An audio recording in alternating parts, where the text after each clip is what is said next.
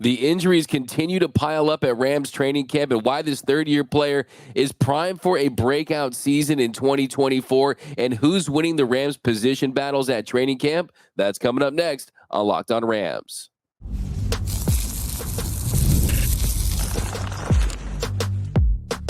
You are Locked On Rams, your daily Los Angeles Rams podcast. Part of the Locked On Podcast Network, your team every day.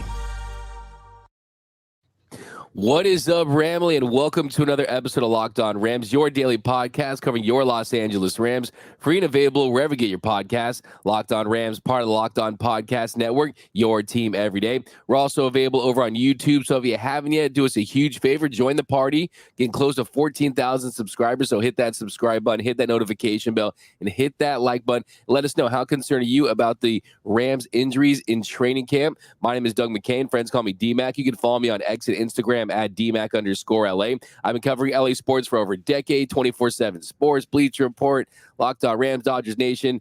As always, I'm joined by the Rams pre, half, and post-game show host for the Rams flagship radio station, ESPN 710 LA. He's entering his 9th season covering your Los Angeles Rams, the People's Champ, Mr. Travis Rogers. You can follow him on X at Travis Rogers. And on today's episode, who is winning the camp battles? We got some stock up, some stock down, and the injury bug has sunk its teeth into the Rams early in training camp. But first, today's episode is brought to you by FanDuel. Make every moment more. As playoffs wind down, the sports stop sporting like we want them to. But this summer, FanDuel is hooking up all customers with a boost or a bonus daily. That's right. There's something for everyone every day, all summer long. Visit FanDuel.com to get started. All right, Travis. So more injuries to speak of early in training camp.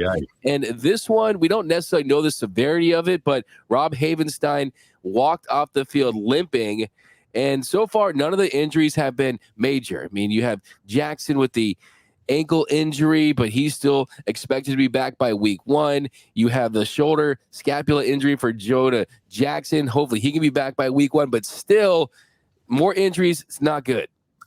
It's not good if you have anybody go down, and it's really, really bad if the guys that are going down are all in the same position group. And that's what's happening with the Rams. It would be one thing if you lost an offensive lineman and you lost a safety and you lost a running back and you lost a defensive tackle. That would be bad. But when you lose 3 offensive linemen in the space of a few days, that is a big deal. I mean, we are officially in big deal territory. I know there's a lot of time. I know that there's time for these players to heal. I know there's time for them to, kind of gel as a unit, that this isn't like the Lions game is coming up this Sunday. I know that we have about 5 weeks until the actual season starts. This is a big deal. They have their first joint practice with the Chargers coming up this weekend. The real guys, the real players, the starting players, the leading backups, they don't play in the preseason. These are the few opportunities you're going to get real work in against another group of NFL players. And the Rams are going to be missing 3 of their 5 starting offensive linemen very, very likely on Sunday against the Chargers.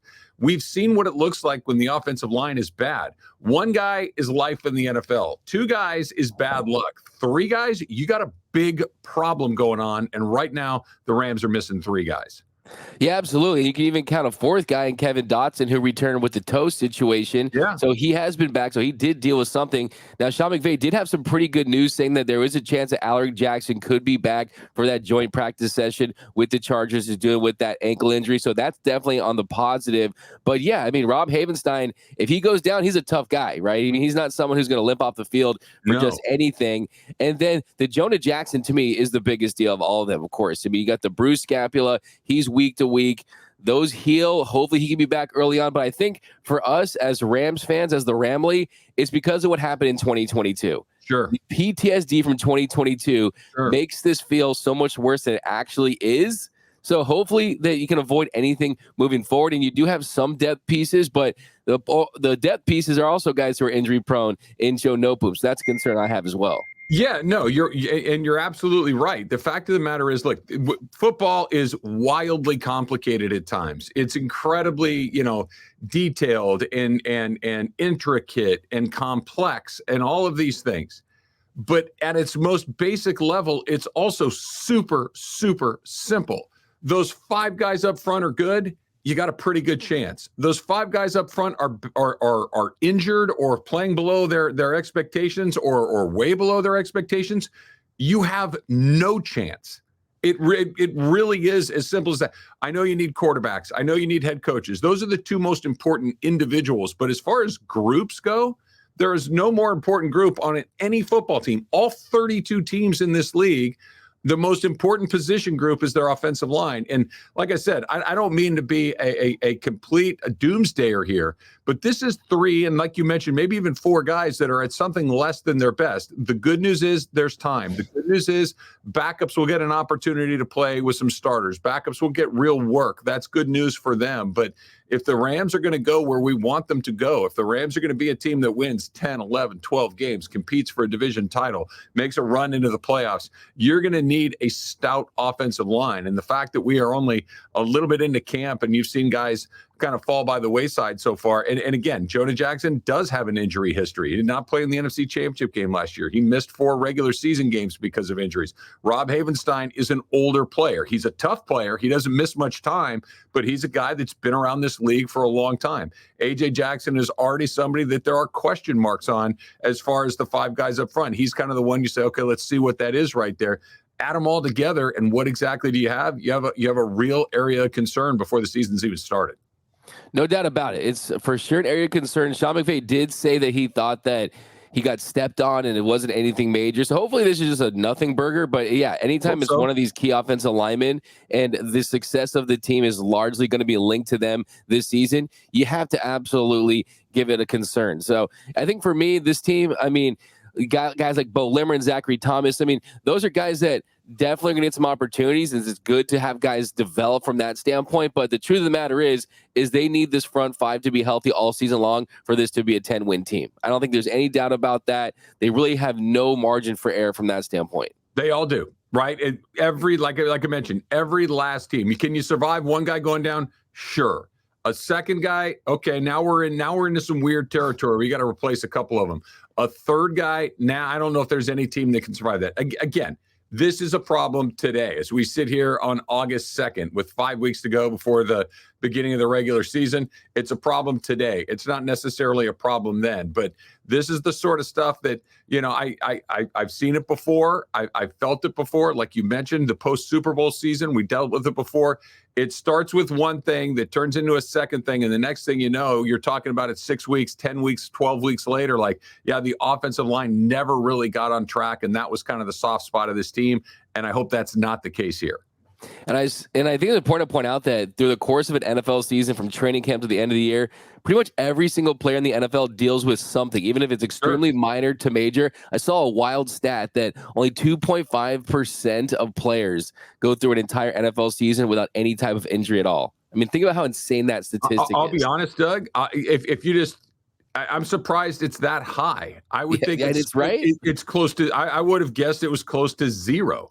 You know, and that includes punters and kickers and guys that aren't involved in the contact the way that the other members of the roster are. But it's brutal. I mean, it is a brutal, tough physical sport, and you're going to get banged up. And I know that we're going to be extra cautious during the training camp portion of the season, the exhibition portion of the season. But boy, oh boy, that's a lot of guys missing some time from one position group for here we are, and it barely turned into August. Absolutely, and you want that position to be strong. It has been missing Andrew Whitworth, man. I've got the Wolverine meme. I'm looking at him just kind of touching the frame, missing Andrew Whitworth. But by the way, shout out again to Wolverine and Deadpool for shouting out the Rams in the new hit movie. Right. But coming up next, we're going to dive into the position battles, who is winning those position battles, and why Cobie Durant is primed to have a breakout season in 2024. That's coming up next on Locked On Rams. Passion, drive, and patience. The formula for winning championships is also what keeps your ride or die alive, right? eBay Motors has everything you need to maintain your vehicle and to level it up to peak performance. Superchargers, roof racks, exhaust kits, LED headlights, and a whole lot more. So whether you're into speed, power, or style, eBay Motors, they've got you covered. With over 122 million parts for your number one ride or die, you'll always find exactly what you're looking for. And With eBay Guaranteed Fit, your part is guaranteed to fit your ride every time, or you get your money back. Because with eBay Motors, you're burning rubber, not cash. With all the parts you need at the prices that you want, it's easy to make your car the MVP and bring home huge wins. So keep your ride or die alive at ebaymotors.com. Eligible items only. Exclusions apply. eBay Guaranteed Fit, only available to U.S. customers.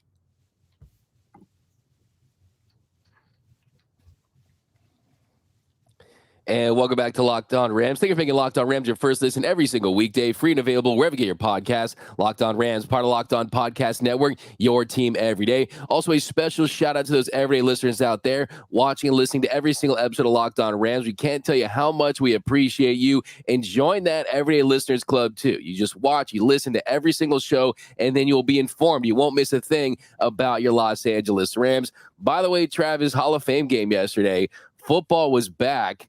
And I'm sitting there watching and saying, did we make the mistake of letting Brett Rippon go to another team? He goes 11 for 15, 166 yards, 3 tutties, no picks. Come on, Brett Rippon. You know, it's funny. Was just seeing that, and he had a quote after the game saying, I had a bad taste in my mouth after my last start in Green Bay. And obviously Rams fans remember that. Not as bad as we all did, right? I'm glad he had a nice night last night, but playing in the Hall of Fame game is not an indicator that you are a big part of your team's plans moving forward, right? That is the ultimate, look, we need bodies out there in this thing, but good for him. I'm glad he had a good night. What'd you think of the new kickoff rule?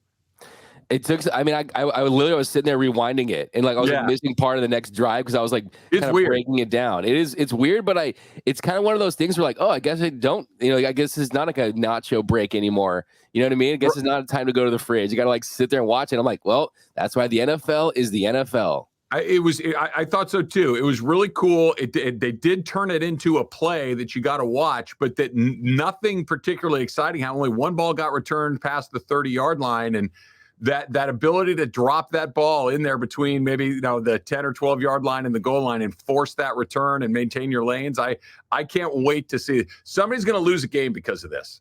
Somebody's going to win a game. I think it happen early in the season. That's going to be a big story. It's going to be one game is going to be flipped on it. But I thought it was cool. I really did. I really thought another example of the NFL just knowing their product better than anyone and knowing you can't have any dead plays. Nope. So it was definitely cool. But Brett Rippon, shout out to you. That was, we let him go. It's about as big a mistake as not bringing back Cam Akers. Another plan. But here we go. So I'm really excited about this player, man. I was really high on Cobie Durant last season, but I think he was miscast. I truly do.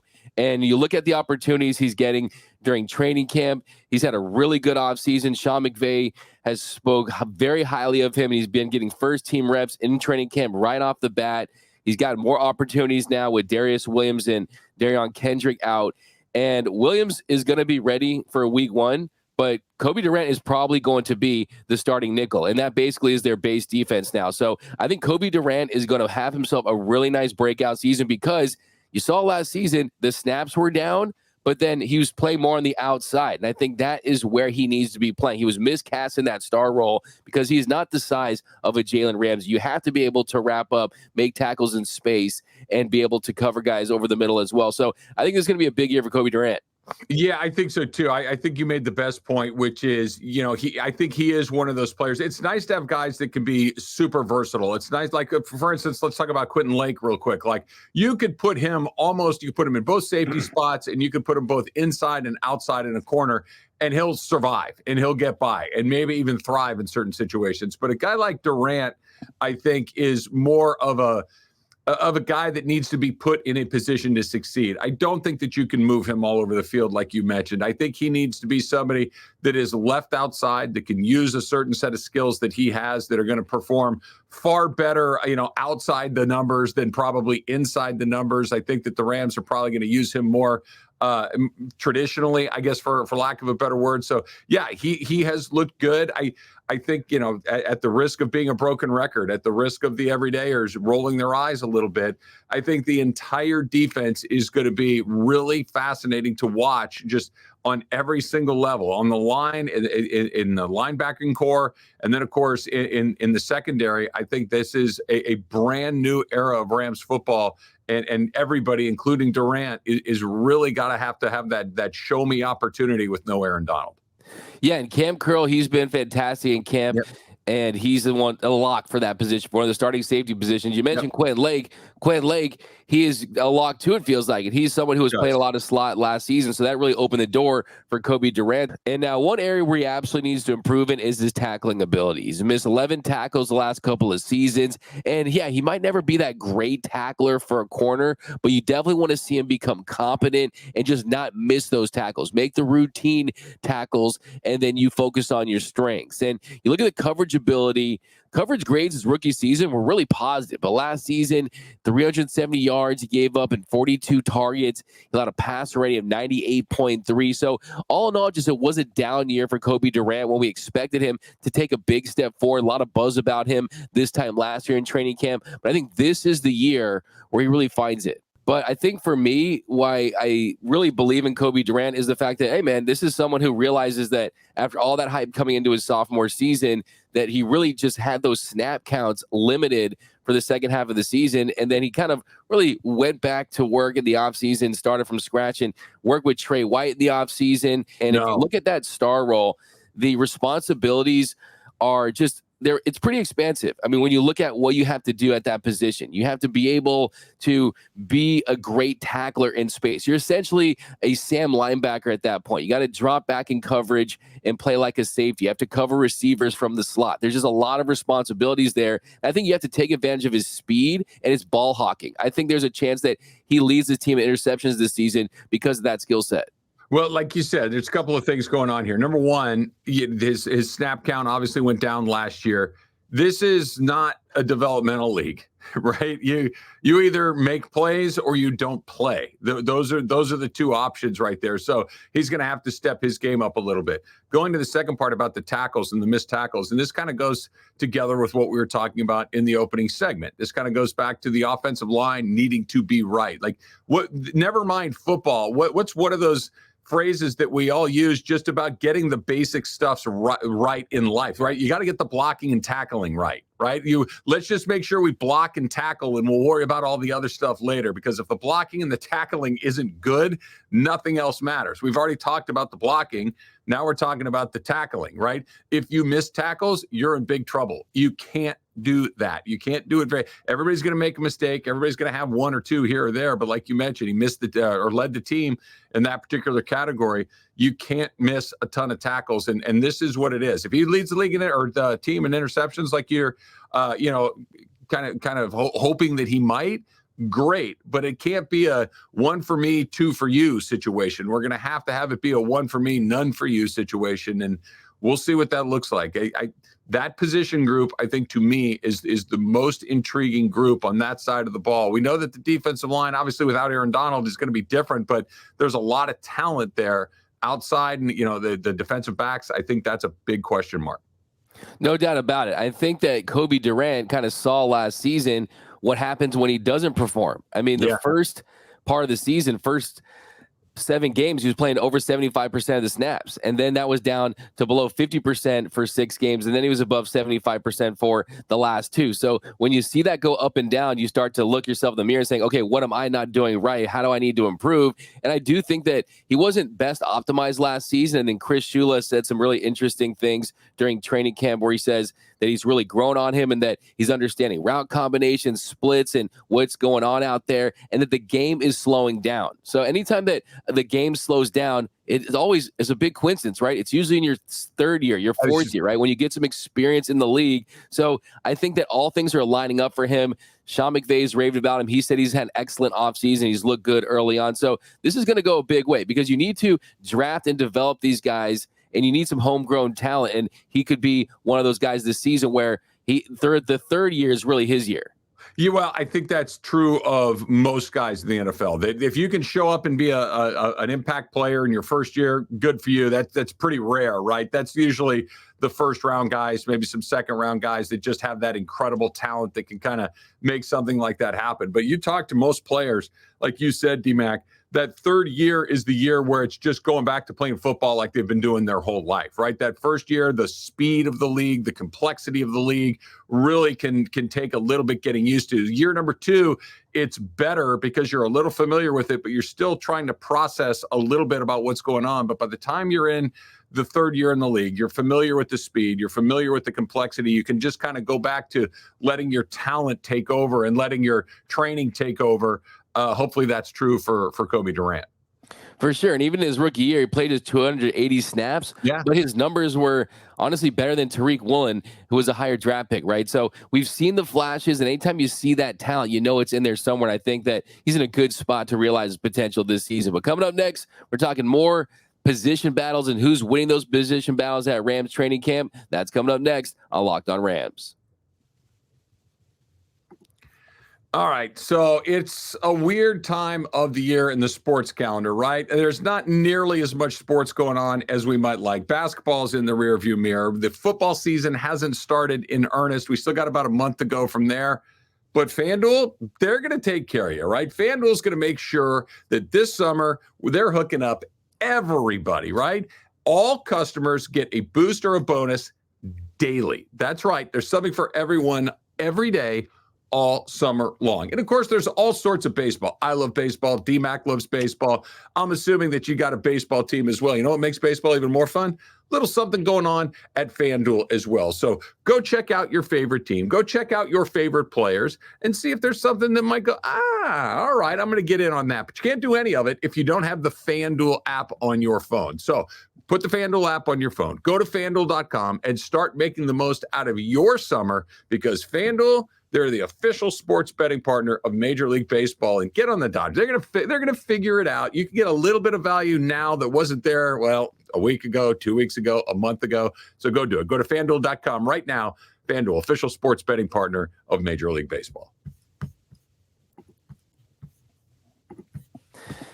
And welcome back to Locked On Rams. Thank you for making Locked On Rams your first listen every single weekday. Free and available wherever you get your podcasts. Locked On Rams, part of the Locked On Podcast Network, your team every day. All right, Travis, here in our third segment, we're going to talk about these position battles once more. And this is about the wide receivers. And not really much happening as far as a surprise. As far as the number 3 receiver on the team, it is Demarcus Robinson, and there's really no one that's threatening him at that position. And as far as stock up, stock down, Tutu Atwell, he's definitely not impressing during training camp. It's just not a good sign that he's kind of falling behind the depth chart after really last season. He got an opportunity with Cooper Kupp out early in the season, but didn't make the most of it. Yeah. Look, I never really felt it. I've never really thought that it was going to turn. I've never really thought that that was a pick that made a whole lot of sense. And like, the Rams have gotten a whole bunch right over the years. They've made some unbelievably shrewd decisions, found some unbelievably talented guys lower in the draft. They missed on this guy. And if the new kickoff rules can somehow, some way unlock him and use that speed and that shiftiness and that ability to make guys miss, great. But I really do think that's his last opportunity to make an impact on this team. He's been here a long time, and it hasn't happened. There's been a couple of big plays here and there, but you're talking over the course of years, not over the course of weeks. It's just, he's not an impact player in the NFL. He's very, very small. And those small guys need to hit a bunch of home runs. They need to make a bunch of really big pop plays, and he just hasn't done it. I just do not envision him being an impactful player for this team at some point. Can he make a big play here or there? Sure, but somebody that you can count on. I know that the goal, the vision, the dream was maybe some sort of version of Deshaun Jackson light, a smaller player that was incredibly fast, but it just hasn't happened for him. I'm sure he's a nice guy. I'm sure that he's trying as hard as he can, but I'm just not a Tutu Atwell fan. I've never really seen it, and I continue not to see it. Yeah, he had a rough day in practice the other day. He dropped a drag route, and he just wasn't able to make the big plays. And you look at the last year he had, I mean, it was wide open for him last season, and he really should have taken advantage of it. I mean, you saw the beginning of the year, it looked like, okay, this is going to be the year for Tutu Atwell. He had 246 receiving yards in weeks 1 through 3, and then just 237 yards in the last 13 games of the season. Did have that 30-yard touchdown against Detroit, But I mean, we're talking about a second round pick, and second round picks you need to see more production from. So yeah, early on, it just hasn't been the training camp that Tutu Atwell had hoped to have. But I do want to shine a positive light on Tyler Johnson. Now, the Rams, they're most likely going to keep 6 wide receivers in that 53-man roster this season. And Tyler Johnson, he's locking up one of those 6 spots. And we saw what he did with the Bucs. A professional NFL receiver that can do things that you need a guy in that role to do, polished for his role. Sean McVay said, yeah, I've been really impressed. He's been one of the bright spots in terms of the overall improvement. So Tyler Johnson has been making the most of his opportunity. Look, I think that's what you're looking for in that role, right? That the Rams have a star wide receiver in Puka Nacua. They have maybe another star wide receiver in Cooper Kupp. We'll see what health looks like. We'll see where he is in his career. But at worst, Cooper Kupp is still a very impactful wide receiver. And that's at worst. I just still think there's a lot of good stuff in there. Demarcus Robinson is a guy that's going to be in the right place at the right time. He's a pro. Tyler Johnson needs to just be that, right? Be a guy in the right place. Be where Matthew Stafford expects you to be. Be where Sean McVay expects you to be. Be a catch the ball when it's thrown to you.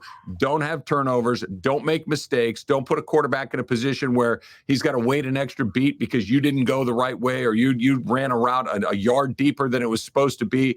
Be a pro. Be really solid on the basics. You don't have to be a touchdown threat. You don't have to be somebody that's going to run by the defense. You need to be a pro, and I think that's what they're looking for at those wide receiver positions beyond their top 3. Absolutely. And I think you've heard good things about most of the receivers. And the truth is, there's really not a position battle for the top 3. We know it's Kupp, Puka, and Demarcus Robinson. Now, is Demarcus Robinson a strong number 3 for one of the best receiving cores in the NFL? I think that's a big question. But I also think that he's underrated. I truly do. I mean, when he got going last season, it was like you didn't go a game without seeing him and catching a ball in the end zone. That's when the Rams really pulled off the streak and really surprised everyone with a 10-win season. So I'm excited to see what Demarcus Robinson looks like for an entire year because he has chemistry with Matthew Stafford. When you earn that trust, he's going to set you up for success. So I like the 3 right there. And then Tyler Johnson, Whittington has also been impressive. Really, everyone has been speaking they spoke very highly of outside of Tutu Atwell. So it's still early. Tutu can turn things around. He's going to make this 53-man roster, but the top 3 is really set.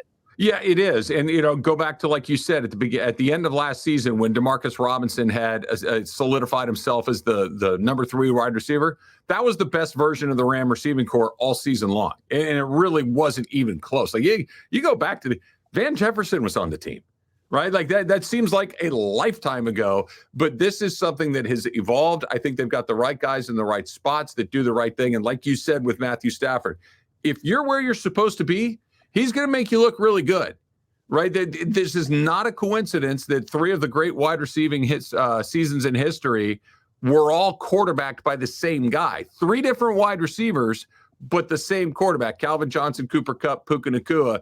If you're where you're supposed to be and you don't leave him hanging out to dry, he's going to make you look really good. And I think Robinson and the rest of those guys understand that. Absolutely. I do want to remind Rams fans, though, Jordan Whittington, put him on your radar because he made a really nice catch against Tre'Davious White. I don't know if you saw that on Rams social, but he's locking up that roster spot. Cooper Kupp said he's, quote, pretty special. So really excited about the former 5-star out of Texas. You like those 5 stars, man, those Longhorns. But that's going to do it for this episode of Locked On Rams. My name is Doug McCain. You can follow me on X and Instagram at DMAC_LA. And you can follow the People's Champ, Mr. Travis Rogers, at Travis Rogers. Until next time, whose house is Locked On Rams house?